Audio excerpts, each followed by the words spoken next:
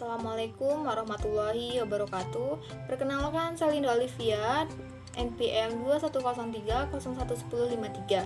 Video ini saya buat untuk memenuhi tugas mata kuliah Sejarah Pemikiran Ekonomi Islam yang diampu oleh Bapak dosen Muhammad Hanafi Zuwardi, SHI MSI.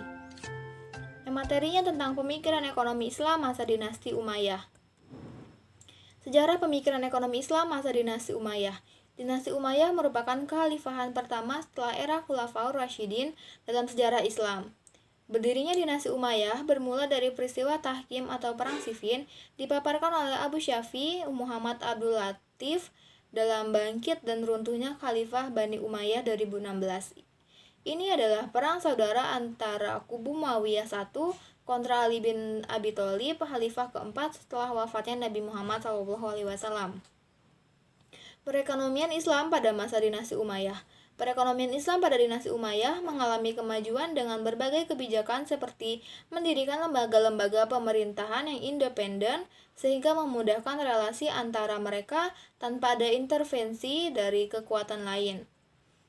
Jadi, sedangkan kemunduran ekonomi dinasti Umayyah ini di Andalusia banyak dilatar belakangi kepemimpinan yang tidak berintegritas. Sistem pemerintahan dinasti Umayyah. Sistem pemerintahan yang digunakan adalah sistem pemerintahan monarki hereditaris atau kerajaan turun-temurun. Selanjutnya ada kebijakan-kebijakan ekonomi yang diterapkan di masanya, yaitu Muawiyah bin Abi Sufyan, Abdul Malik bin Marwan, dan Umar bin Abdul Aziz. Yang pertama ada masa Muawiyah bin Abi Sufyan. Pada masa pemerintahannya, Khalifah Muawiyah bin Abi Sufyan mendirikan dinas beserta dengan berbagai fasilitasnya, menerbitkan angkatan perang, mencetak mata uang, dan mengembangkan jabatan atau hakim sebagai jabatan profesional. Sehingga itu Khalifah Muawiyah bin Abi Sufyan menerapkan kebijakan pemberian gaji tetap kepada para tentara, pembentukan tentara profesional, serta pengembangan birokrasi, seperti fungsi pengumpulan pajak dan administrasi politik. Selanjutnya ada masa Abdul Malik bin Marwan. Kebijakan moneter Abdul Malik bin Marwan, pencapaian yang dilakukan pada masa kepemimpinan Abdul Malik yakni berupa pemikiran yang serius untuk menerbitkan mata uang sendiri sebagai alasan salah satu alat pertukaran. Selama masa pemerintahannya, Umar bin Abdul Aziz menerapkan kembali ajaran Islam secara utuh menyeluruh.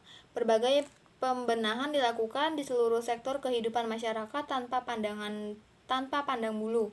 Langkah ini dimulai dari dirinya sendiri.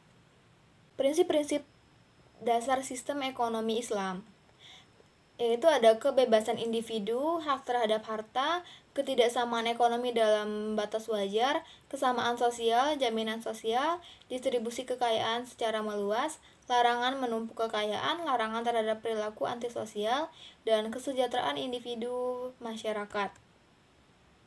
Khalifah-khalifah yang dinasti Umayyah itu ada Muawiyah I, Yazid I, Muawiyah II, Marwan I, Abdul Malik, Al-Walid I, Sulaiman, Umar II, Yazid II, Hisham Al-Walid II, Yazid III, Ibrahim, dan Marwan II.